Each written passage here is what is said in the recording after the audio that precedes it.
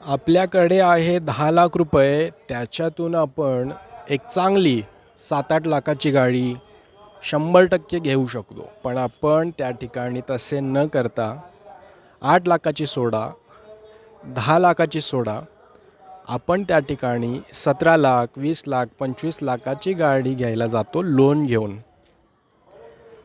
यात काही चूक आहे का?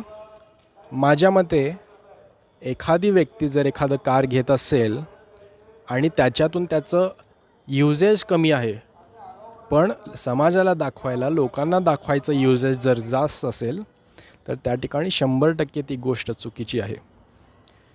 आपण ती कार दिवसाला 50 किलोमीटर वापरतो का, किंवा फक्त घरासमोर आणून ठेवलेली आहे, त्याचं मेंटेनन्स वाढत जातं. असं केल्याने कार एक डेप्रिशिएटिंग ॲसेट आहे, त्याच्यामधून आपल्याला पैसा बनत नाही, ॲप्रिशिएट होत नाही.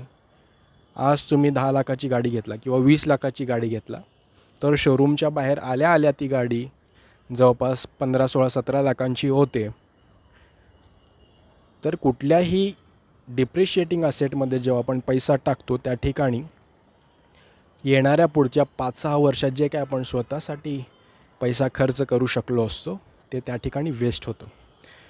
आपल्या गरजेनुसार आपल्याला गाडी घ्यायची आहे. लोकांना दाखवण्यामध्ये आपण जर पैसा वेस्ट करत राहिलं, तर कधीच आपण वेल्दी बनू शकत नाही.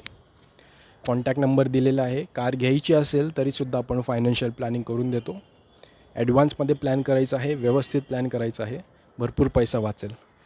कॉन्टॅक्ट करायचं आहे. Thank you very much.